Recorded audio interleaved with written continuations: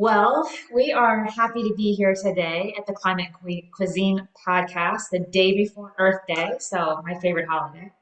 And we have a great guest with us today.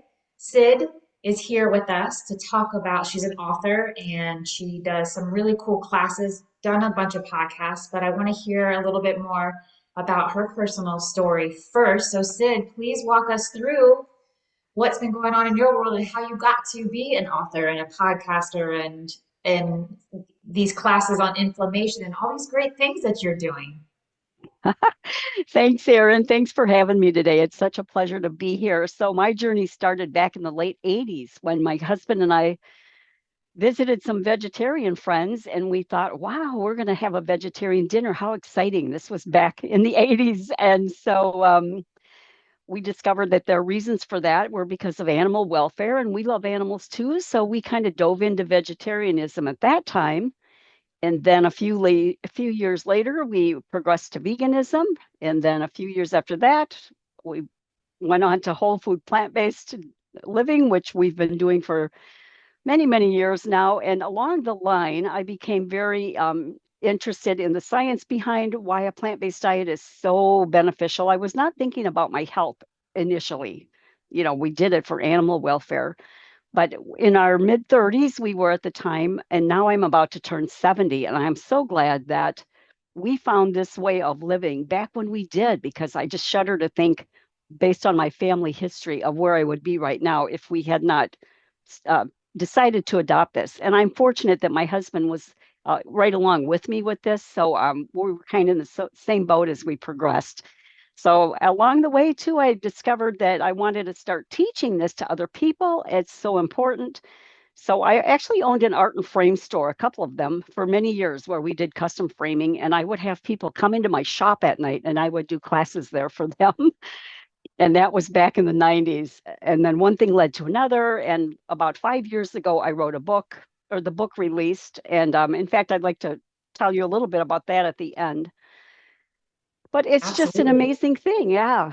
I'm a food for life instructor now for Dr. Barnard and certified under Dr. McDougall and Dr. Campbell and just a whole bunch of doctors that I really respect and really passionate about the topic. Good. I mean, I feel right there with you. Like I am so passionate about this lifestyle and how I feel and and also wanting to like spread that. Like it's not like we're getting kickbacks from the vegan society or anything. It's like I just want, like you just want, right, to spread this word because it's great for the planet, it's great for our bodies, our health, our future health. And I just want to like give that out. Like I want everybody to feel that way, right? Exactly. And to let people know there's an option. You do not have to go down the normal road of being sicker and heavier as you age. That we do not have to go that road.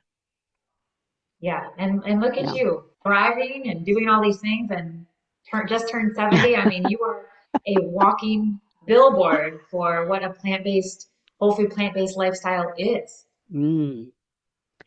Yeah, and I'll just mention this too. My husband was in a really serious car accident in the summer, rolled his car, landed on the roof with his arm under the car. I mean, the responders thought it was a fatality for sure, and he is thriving. I mean, he did not even need a surgery. So it was just an amazing testament to how the body can heal when you give it the right dietary environment to heal. Right. And this is Mhm. going to go right into what you love to talk about is inflammation. Most people are Yeah. walking around so inflamed and they're saying, "Oh, my Mhm. joints, I can't do this. I don't sleep good, my digestion," Mhm. and on and on and on. And it's like, well, here's your answer. It's Mhm. simple. It starts with what you're putting in your mouth. And I just Right. feel like Yes. you know this probably even better than me, with all the classes that you're teaching and the book that you released, the Plan A diet, right? Yeah. Tell us a little bit Plan about A that. meaning, yeah, so plan A means our first and most beneficial choice, right? When something's our plan A. And so, yeah, I wrote that book. I never intended to be an author, Erin. That was never even on my radar, but it just was laid on my heart to do that. And so I pursued that.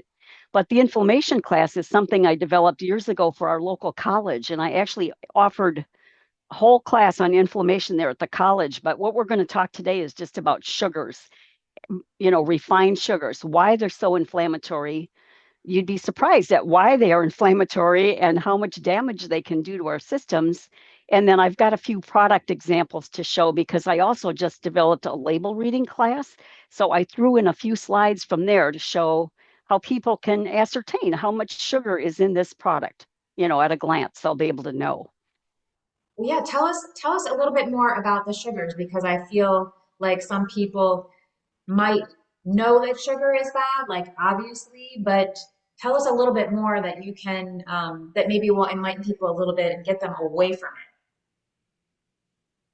Yeah, well, Americans, as you'll see, I've got some slides to show. Americans are now eating on average 22 teaspoons of sugar a day, and teenagers are even eating, or 20 teenagers are eating about 22, adults maybe 20, but still that is a lot of sugar. It's like a 5 pound bag of sugar every month being delivered to your doorstep and saying, here, eat this. And what could you eat a 5 pound bag of sugar every month? That's what most it. Americans are doing. It It's sounds, crazy because it's yeah, it's hidden in so many products. It's ultra processed foods and all the sugar that's in there. And I will show you some tips about that today. yeah. Do you want to share some of your slides right now, or do you want to talk a Sure. little bit more about? Yeah, why don't you share some slides? All right. Let me go over to my screen here and make sure you can see this okay. Let's see here. How's that? Yes. Okay, so there's the reducing your intake of inflammatory sugars. And I always like to tell people that what I'm presenting today is for general information only and should not be construed as personal medical advice to anyone, right? We're just talking about in general things today. So, first of all, what is inflammation? I think we should just talk about that briefly since we're talking about why sugars contribute to inflammation. But inflammation is really quite normal. It's the body's normal response to when it detects a threat or tissue damage or harm or irritation or an infection or anything. It's kind of like the body's guard dog system. And throughout most of human history, inflammation was considered to be a good thing. But the difference is there's two types of inflammation, acute and chronic. Acute inflammation is like when we injure ourselves or get an injury of some type, and the body rushes immune cells to that damaged area to begin the repairs.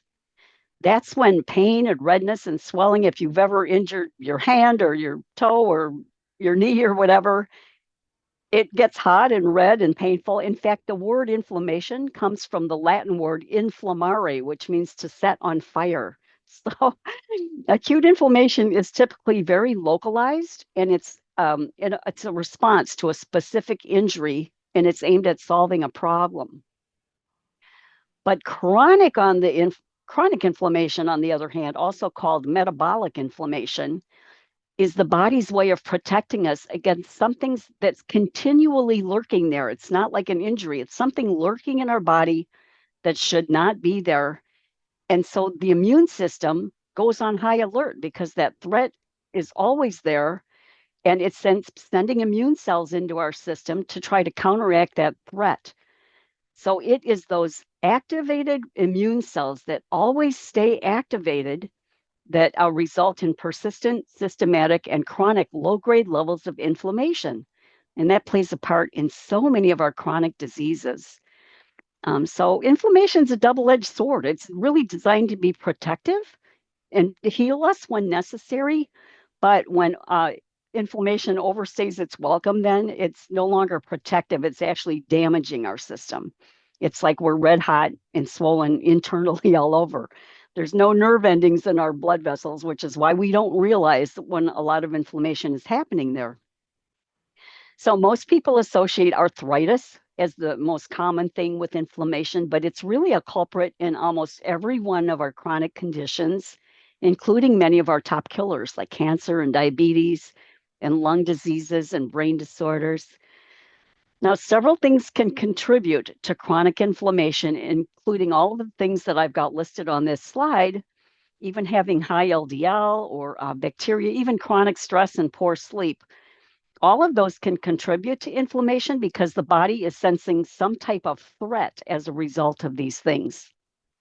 But by far, the greatest factor and the primary driver of inflammatory chronic disease is what we're putting directly into our bodies at least 3 times a day, namely our food choices. So, a poor diet has been ranked as the number one cause of disability and premature death. But fortunately, that's actually good news because we can do something about that. We have control over what we choose to eat. And so, I think that oh, I didn't mean to interrupt you. I just had a quick question. Do you think that when you show these slides or in a class or you're even just talking to somebody about their food choices and how it's tied to inflammation, do you feel like people can make that connection, or do you feel like they still think it's just uh, not accurate, an accurate diagnosis or anything that they can do? Do you feel like they're starting to understand it more? Like, is it something that they're hearing more about? I I don't think they put the dots together there, Aaron. I've got a list of 6 big disconnects, and this big disconnect number one is the cause and effect of food, which I think people don't typically make that connection because they don't see immediate harm from eating a big cheeseburger and a chocolate shake. They don't walk away feeling sick. Well, sometimes they might, I mean, there are times when we can link food to a hangover or acid reflux or a migraine, but for the most part, there's so much time that lapses between a poor diet and the resulting health ramifications that people do not connect the dots at first. Maybe the more they learn about it, then they can learn about why they should not be eating inflammatory foods. But for the most part, I don't think they are making that connection. Right. I'm sorry. Go ahead. Continue. Oh, no, please ask questions anytime. All right, well, let's talk about sugars. That's what we're going to talk about today. Refined sugars that are found in soft drinks, fruit juice, sweet tea, pastries, desserts, cookies, candy, snack cakes, cereals, and not to mention even sweetened yogurts and cereal bars and condiments and sauces, even frozen dinners and breads, salad dressings.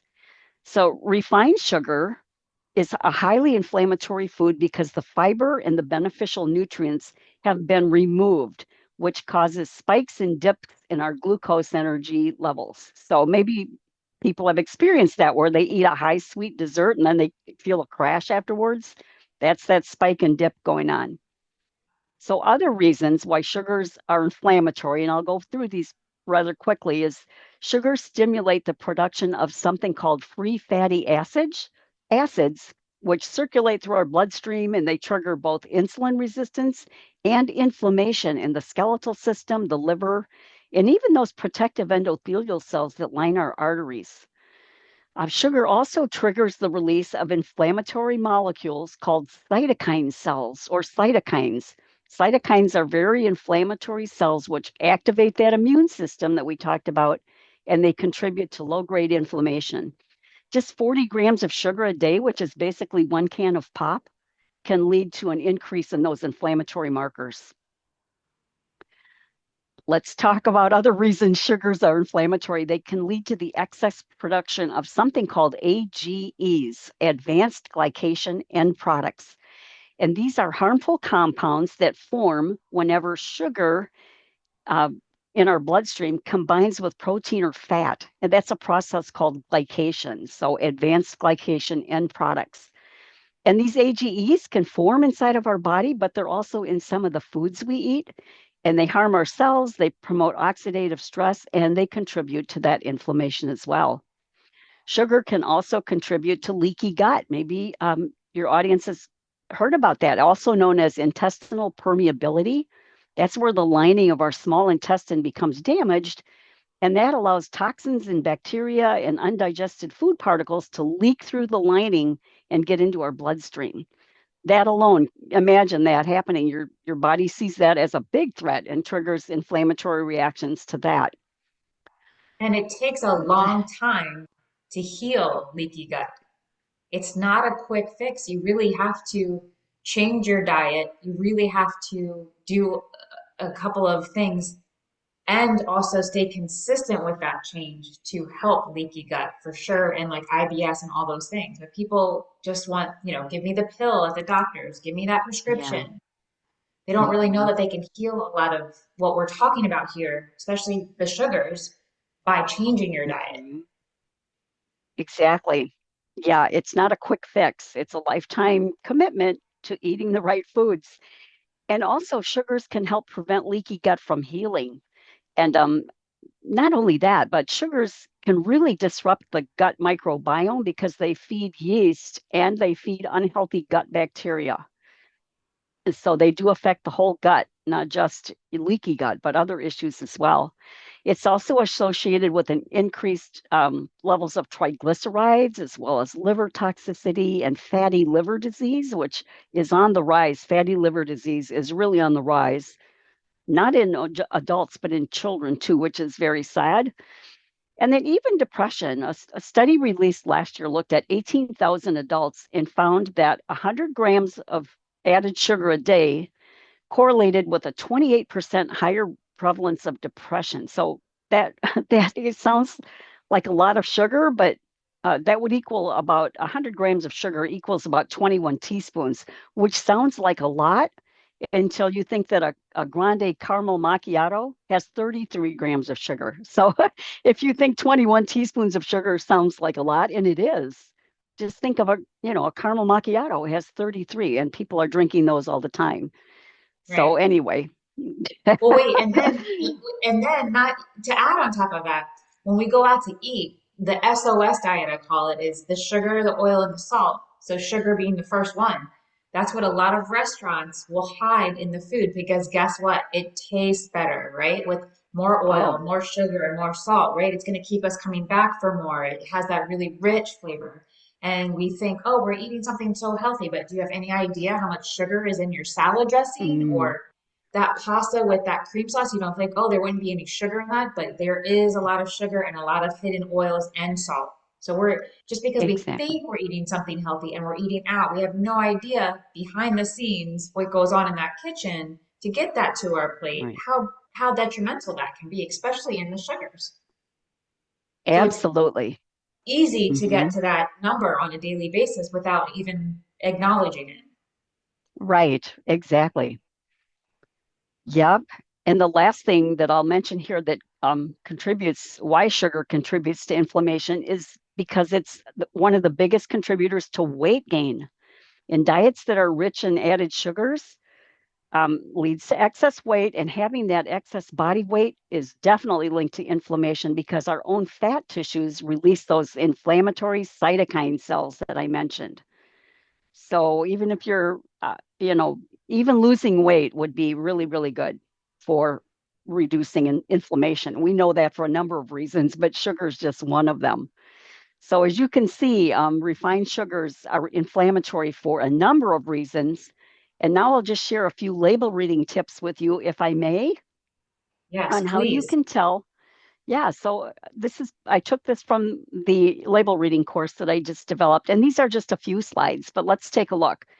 So on a label, there's a difference between natural sugars and added sugars. And one big difference is how our bodies are going to digest them.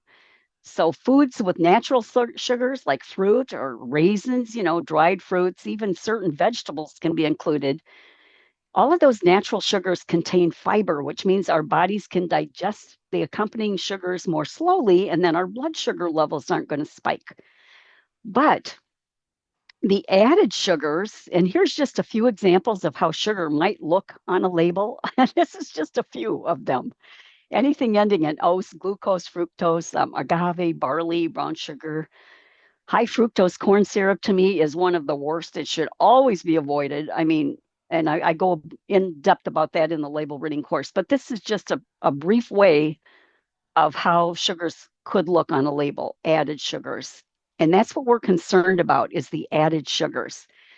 So how much would be okay to eat if you're not following an SOS-free diet, like Erin mentioned, SOS-free, sugar, oil, and salt-free? Many people are, and that's awesome. But if you are going to continue having some sugars in your diet, The American Heart Association and Harvard Health say that women and children aged 2 to 18 should have no more than 25 grams of sugar a day. That's 6 teaspoons. And that men should have no more than 36 grams per day, which is 9 teaspoons. And you may think that sounds like a lot, but again, a can of pop has 10 teaspoons. So this refers to the added sugars now, not the natural sugars that we find in fruits and dates and the things that we know are healthy for us. And they also say that babies under 2 should have no added sugar, but I can tell from my own family that that's definitely not being followed because those babies are 1 year old cramming cake, when all this other junk into their little faces, which is terribly sad.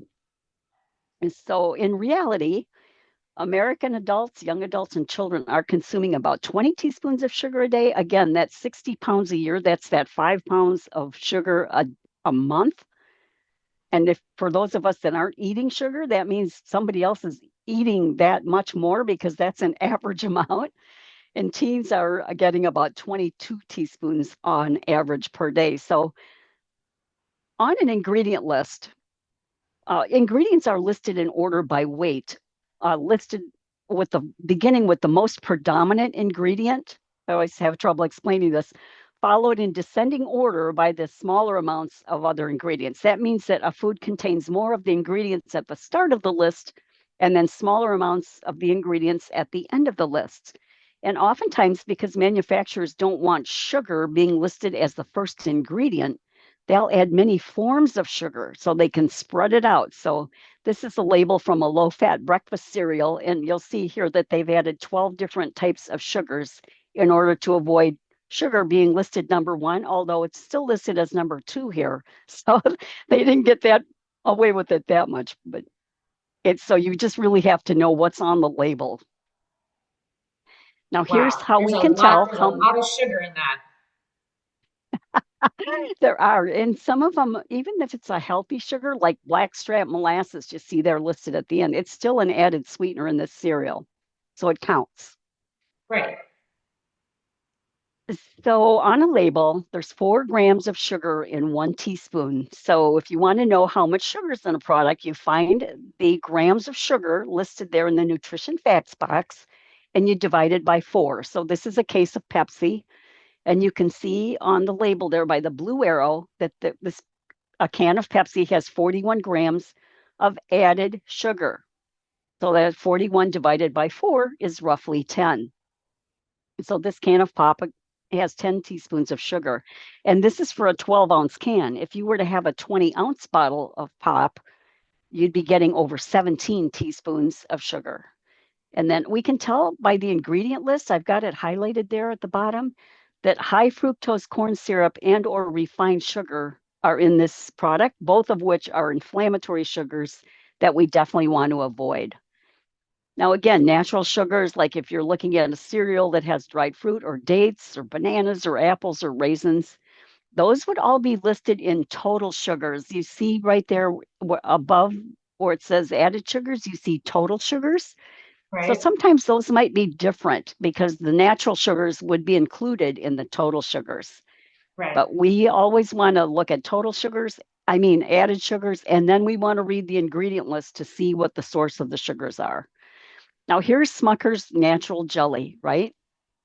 And we see on the left-hand arrow there that the serving size, and that's another important thing, the serving size is 1 tablespoon. So if you're going to put 2 tablespoons on a piece of toast or a peanut butter and jelly sandwich, you're going to have to double the sugar and the salt, and everything. So serving size matters when you're looking at a label. Now, in this example, the right-hand arrow shows us that there are 9 grams of added sugar per serving. So let's do our calculation. 9 grams divided by 4 is 2¼ teaspoons per serving. And the reason that matters is because 1 tablespoon is the equivalent of 3 teaspoons. So when we consider that out of 3 teaspoons, 2¼ teaspoons are coming from sugar, that means this product is over 2/3 sugar. Does that make sense? Yeah, and when people look at this and they go, "Oh, Schmucker's natural," From Hmm. natural sources, they're thinking, oh, this must be healthy, right? They're not thinking and reading and understanding the label. And so they're Hmm. completely just thinking, oh, this is good for me. It's got a picture of cherries on it. It says natural. And if they Yeah. really knew what they were getting into, they would go, okay, wait a minute now. This is Yeah. probably better because there isn't any high fructose corn syrup in it, but Hmm. look at how many grams of sugar you are actually having. Hmm. Yeah, rule number one is never believe the cover of the label at all. No matter what you see there, you've got to go Right. look at the ingredient list and the nutrition facts box because they manufacturers know what's trending and they will put all kind of claims to lure you into purchasing that product. They'll say gluten free even when the product had no gluten to begin with. They are Right. very mindful of what people are looking for and they will gear those labels healthy. In fact, I've got a whole slide of things that they use to try to lure us in. But yeah, you're right. People see the word natural or and they see a picture of cherries and they assume it's healthy. No, there might not be a cherry in here or a strawberry. Here's another one, Bobo's strawberry stuffed oat bites. That looks like something very good for us, right? It's got a little oat bite there with some strawberry in the middle. And a The little serving red size, heart. Yeah. yeah, plant-based, dairy-free, non-GMO, good stuff, right? You would think. Right.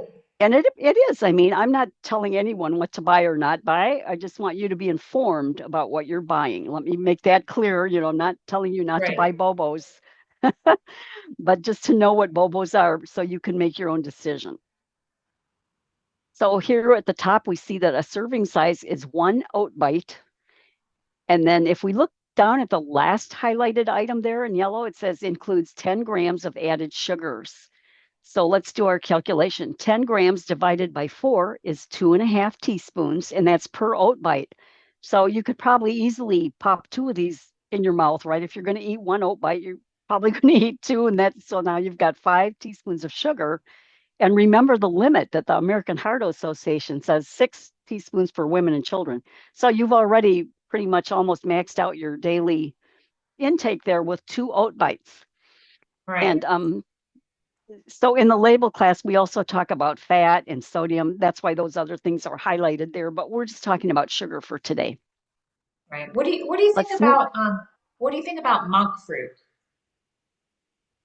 Well, Dr. Greger has some things about that, and I've got a slide on that, like what are acceptable sugars, and he's got monk fruit and stevia both listed as cautionary because of the gut disruption they can cause when it's overdone. What is your take, Erin? I mean, so I have a background in nutrition, so I feel like I kind of probably see it like you do.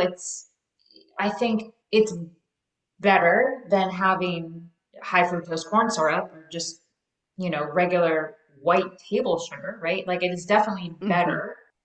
But I think what Mm-hmm. happens is it creates a response in our body to crave more.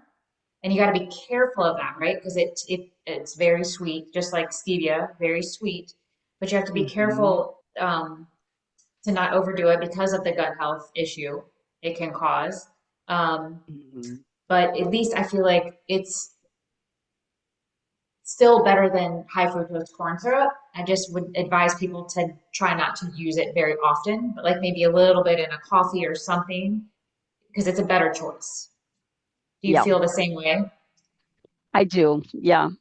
If you're going to have something, and we talk about artificial sweeteners a lot in the course too, but I think Dr. Greger says no more than two stevia sweetened drinks per day because of how it gets toxic in our colon. I mean, there's just things to think about.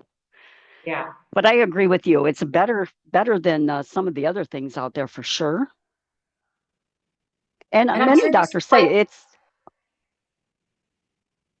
what do Oh, you go think ahead. about when you look at a label and I know you have a course where you just teach people about reading labels, which I love. Like I want to take that course too, just to hear your take on everything, and maybe I can help, spread a little bit more information to my patients as well. Is I always tell people if you're eating a food with a label, and let me know if you feel the same way. You have the least amount of sugar, the better, and then check the fiber. You want that fiber to be higher, right? You don't want the sugar like here we have 10 grams of added sugar and only two Mhm. fibers, correct? Mhm. Yes. What what do you advise people when you're doing the class? What do you tell them to look for? I mean, obviously we want to all avoid too much food that even has labels, right? We want more whole food, plant-based foods that grow from the earth. But if Mhm. people are eating like a lentil pasta or just something that does have a label on it, what is your take on how much fiber it should have compared to how much sugar it should have? My first take is that they should read the ingredient list before they even go to the nutrition facts box, because more times than not, you're going to put it back on the shelf just by the ingredient list, right? We want to find products that have food that we recognize, like a Larabar, right? Has foods that we recognize. I use that as an example in the course. If you see a bunch of dyes and artificial flavorings and all these things that are chemicals, you don't really want to be consuming that. You want a short, recognizable ingredient list. And then we go to the nutrition facts box. If the ingredient list is okay, and I know there's a calculation for fiber versus, is it sugars? Would you know that calculation off the top of your head, Erin, about to make sure it's a 5 to 1 or something fiber, and that escapes Yeah, me right now.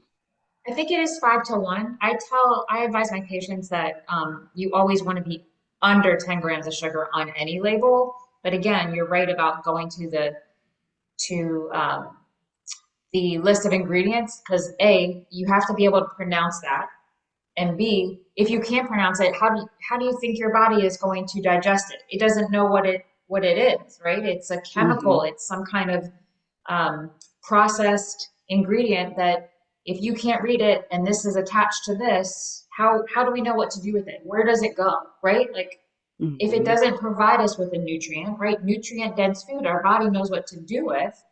Again, Hmm. something you can't pronounce, you don't know what it is. Well, where does it go? Does it provide us with fat for the cells to pass through the cell walls? Is it giving us energy first for energy source that we need later, like carbohydrates and turn into glycogen? We need that for energy sources. Is it protein? Is it the building block of our muscles? It's none of those. Then what do we do with it? Where does it go? And that's Hmm. back to what we talked about in the beginning of our conversation is this inflammatory response that our body then does because we don't know where to put it. So Yeah, and the yes, body does not recognize it as food because a lot of times it's not food. So right. It's naturally, the body sees it as a threat. What is the body going to do with it? You're absolutely right. yeah, I think the whole wheat thing is a thing too, like with pastas and cereals and breads, and people are buying a loaf of, it says wheat bread. That is not a whole grain product, and that's inflammatory too. So when you were talking about fiber, there's not a lot of fiber in a loaf of whole wheat bread. It's got to be whole. We talk about that in the class too. But yeah, the fiber is really important. yep. And people think, oh, Hmm. whole wheat, it's so great, but it's not whole grain. There's a Hmm. big difference. Hmm. Or they'll see multigrain and just assume that's a healthy product when it may Right. not be at all. Yeah. Gosh, I could talk to you for a long time. I wish we could You get. know, we could just go on and on and on. But anyway, let's get through all of your information because there's so much great information here. Well, I did get, oh, here's, of course, this is going to be horrible. Captain Crunch berries, of course, just to give an example of how much sugar is in a cereal. Here we see 17 grams of sugar divided by four is 4.25 teaspoons. Imagine getting a cup of oat bran flakes out of your cabinet and putting 4 teaspoons of sugar in there. Nobody would do that that I can think of, but that's what's in these cereals. And by the way, there's not one berry in this cereal. It's very deceptive. Right. And And look at in the and class, the we food talk dyes. about dyes. Oh, the dyes and the BHT and the preservatives. It's horrible. Yeah. So label reading is crucial if you want to stay eating a healthy diet. I even included some vanilla silk yogurt just to show this sugar. I mean, vanilla silk, yeah, almond milk yogurt. because these are, very tempting and very good. And sometimes we make a recipe with it or whatever, but you do have to look at the sugars, even in something like this. So the added sugars here are 15 grams, which is almost 4 teaspoons of sugar in this container. So And the just something to container keep is in mind. this big, right? It's a Right. tiny Yep. container. It's basically a container of sugar. Yep. Definitely. Oh, how about this? Okay, so here's a no sugar added product. This mint chip. I picked this because this is my all-time favorite flavor, and I'm tempted by this. I've been tempted by this, but when I look at the label, you'll see why I didn't personally choose to buy it. But you'll notice it does say no sugar added at the top. The label was kind of flipped over there in my photograph. But when we see what are they using instead of sugar? That's the question. No sugar added. Here we see they've used a couple of things. Organic erythritol, which is a sugar alcohol that's found naturally in some fruits, but the process form is highly debated due to some health issues. So Dr. Greger and even the Cleveland Clinic, they're saying to not really be consuming sugar alcohols. Do you agree with that, Aaron? 100%. And I think there's a lot of Okay. people who have a sensitivity to it and they might not know. I have my own food product on the market, and years and years ago, I had a sugar alcohol in it, and I realized very quickly that a lot of people that were consuming it who didn't know that they had sugar alcohol sensitivities had a little bit of a stomach upset. And once I Mm-hmm. once I found that out, I removed it immediately. So now my Mm-hmm. product has zero sugar alcohols in it. So yeah, I Okay. don't think I think a lot of people don't realize that they're sensitive to it. I know that there's another one, xylitol. That's what I used to use, xylitol, that some dentists say is great for tooth decay, but like who's eating a food product that's good for their teeth? You know what I mean? Like Yeah. it's kind of silly, but I'm not a fan of any sugar alcohols. Okay. All right. So when we look at the label for this, we see the added sugars there at the bottom highlighted. And added sugars are zero because they've said it's sugar free, but the sugar alcohols there, 8 grams, that's 2 teaspoons of sugar alcohols. But it also had monk fruit. Let me go back. It had monk fruit and a stevia leaf extract as well. Right. Okay. Oh, and then in the course, we talk about why this product is also 81% fat, with 59% of that being saturated fat. So we talk about how you can figure that out as well. But I digress. Get back to the sugars. Right. Sugary drinks. Oh my gosh, this is the big one too. I'm sorry. Do we have time to go through this, Erin, or should I wrap it up? We've been, Um, it's let's how many more slides do we have here? I'll go fast. I'll go through just the Okay. sugary drinks because they are blamed as one of the biggest drivers of the obesity epidemic, which we know weight gain contributes to inflammation. And our bodies don't register calories from liquid as they do with food. So even if we drink a really high sugary drink, we probably are not going to feel full in any way from it, right? It's not satiating our appetite. And the American Cancer Society says this is really important because extra weight does contribute to 13 different types of cancer, at least. So, acceptable sugar substitutes would be dates, date paste, sweet fruits, unsweetened applesauce, maybe in a recipe. Sparingly, and see if you agree with this, Erin. Sparingly would be the syrups and the molasses and the raw honeys. And many doctors like Pam Popper and even Dr. Greger says it's not always the type of sugar, it's the amount of sugar that people are Yeah. consuming that matters greatly. Yeah, I agree. I agree 100%. I use pure organic maple syrup in my salad dressings, but just a drizzle, just to give it a little bit of Yeah. a sweetness and not again sparingly, like you just said in here. And I think Hmm. molasses is great. I think date syrup is great again, but sparingly. So I think you put this into a good category as the top there. This use these, but use these sparingly. And I think date paste is starting to make a little bit of uh, a front and center in the sweeteners. So I think that's good. Again, it's our bodies Hmm. can understand it better. It's a whole food, right? A date is a whole food. So, yes, Yes, absolutely. love dates. I've got just a few pictures here of some desserts we could make with without refined sugars. Here's a few. I'm not going to go through all these because our time is limited, but you can see that your sweet tooth does not need to be deprived if you stop eating refined sugars or if you follow an SOS free diet. These are desserts that would fill that bill as well. So many, many things there.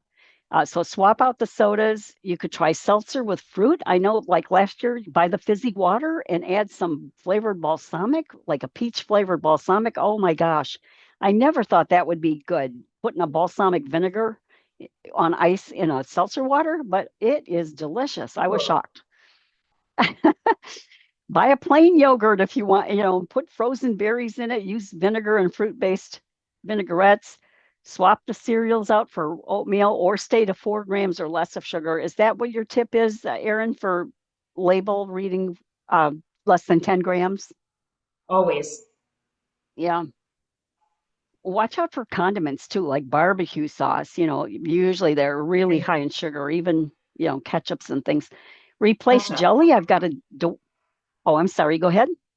No, I said ketchup. Yeah. Like I have a Yeah. 14-year-old and she can just put a gallon of ketchup on anything because she loves it with French fries and it's like you can't Yeah. take that away. Like it's so hard for me to explain to her how high in sugar it is because they Mhm. don't think like that. It's ketchup, it's tomatoes. Why is it bad for Mhm. me? You know? Mhm. Mhm. Maybe she needs to take your label reading course. And then replace those jellies. I've got a really easy recipe on my website. I make it at least every 2 weeks. It's just a date sweetened jam, and it's delicious. Oh, great. And we So can find it on your just website? Great. yeah, cydnotter.com. So refined sugars, here's the recap. Stripped of the fiber, nutrition, they just contribute to inflammation in so many ways, and they contribute to so many health issues. But the natural sugars that are found in starches, fruits, and other whole foods are not linked to inflammation. So if you want to eat anti-inflammatory foods, that would be the whole food plant-based diet. Eat as close to nature as possible. Veggies, fruits, whole grains, starches, beans. Look for minimally processed foods with a short, recognizable ingredient list, and then limit the amount of those foods as well. Be mindful of how much sugar is going in to your system. And on my website, there is a whole list of inflammatory and anti-inflammatory foods from that course that I taught at the college. And there's actually a whole course is on my website as well as the label reading. And actually, you could get those for free right now. I'll just mention I've got a promotion going on. If you order a copy of my book through the website, you can have your choice of a free class from. You have 5 to choose from. Oh, So that I is love going on that. right now. I love What? that. Yeah, this is great. I mean, Yeah. So, I think it's something we're never taught in school, unless you go see a nutritionist that understands this. It's something that mhm, is definitely missing, and I feel like you're that missing link for a lot of information that needs to get out there. I'm definitely going to get your mm, book, and I definitely want to take one of your classes. And what I might try to do is see if I can get some of my patients that I see as a health coach to take the course, maybe take the class with me. So I think it's really good that okay. you're getting this information out there. How can people, if they want more information, how can our listeners find you? I know on Instagram, it's your name, Cyd Notter, right? hmm Yeah, I would CYD. recommend going. Oh, yeah, Cydnotter, Cyd Notter. But go to the website. That's the hub of information. Okay. And if you wanted to, look for the book or a course, that's would be the place to go. But Okay. And your website is? just cydnotter.com. Okay. Great. That's easy to Yeah, remember.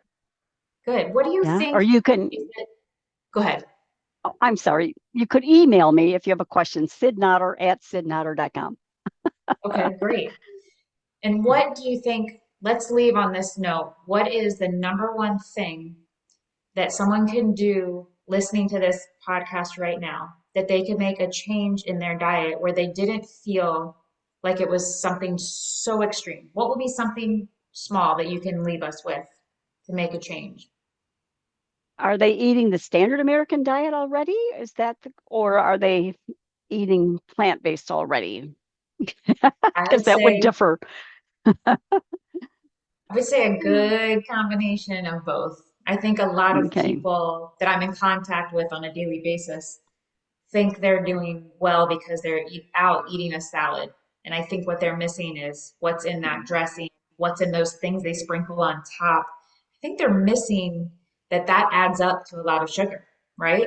Hmm. And maybe some things that saturated fats and things that they don't know what's in those croutons or crunchy fruity things that are on top, right? Because Yeah. like what's some of those salad things that people sprinkle on top of their salads? They're filled with sugar and filled with chemicals.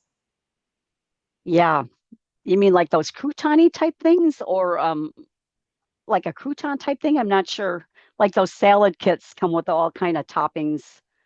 Yeah. I'm not Yep. really familiar what those are. I just know they're not food Yeah, for the most part. It's probably a, but if it was a tip about refined sugars, what would the one tip be? Would be to be mindful of label reading and be mindful of what you're putting in your body. So if you have something hot to drink in the morning and you're adding sweetener to that, is that 1 teaspoon? Like just kind of keep track of what you're doing. Be mindful of what you're putting into your body. yeah. And Because label it reading adds, is crucial. Yeah. yeah, and it does really add up. And I think if we did maybe keep track of it for say 3 days, right? I think people will be shocked Mhm. at like how much sugar they're actually getting into their system. Yeah. Maybe go in your kitchen right now and look at a few labels just as practice and divide Yeah, those sugar grams by 4 and see what it is, just to get used to the idea. So when you're in the store, you can look at Bobo's strawberry oat bites and determine that 2 of those would be 5 teaspoons of sugar. yeah. Before I let you go, I'm gonna grab my product.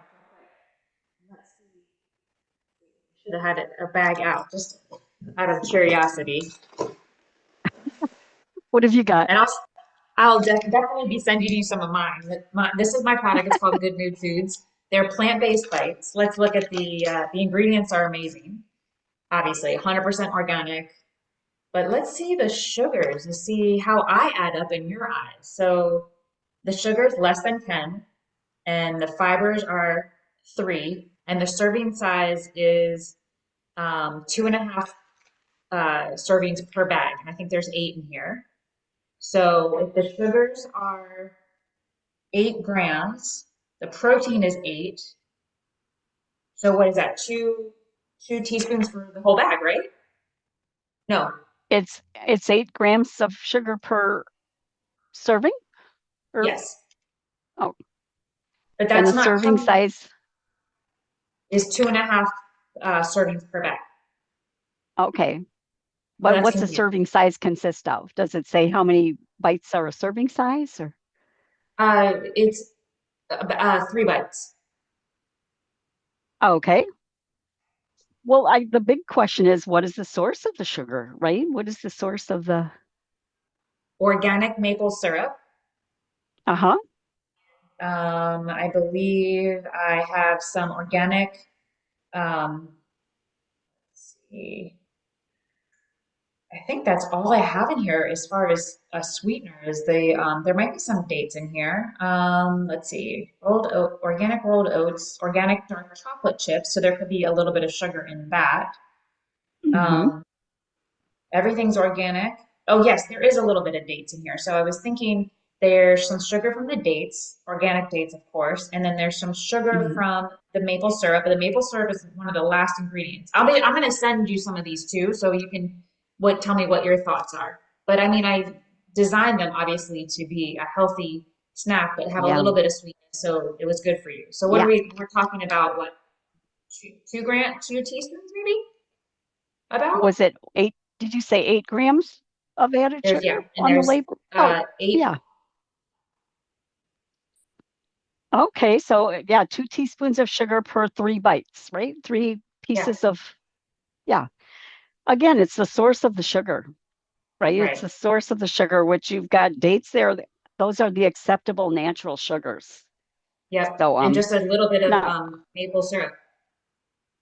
yeah. Good. Now Well, thank you for so me, much for I would definitely, oh, no, go I'm ahead. sorry.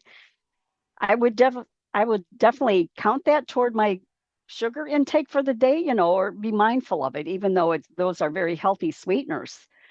I like how Dr. Greger and Dr. Popper put it. Like, it's not always the type of sugar, it's the amount. So if you're having a sweet treat like that, that's fine, but just be aware that you did consume 2 teaspoons of sugar, even though it's healthy, healthy sugar. And dates and Right. fruits are like awesome. Yeah. Maple Also syrup. the fiber Yeah. content. Yeah. I'll be sure to Yeah. send you some of these, and I'm going to get your book. And thank you so much for your time today. I really appreciate you.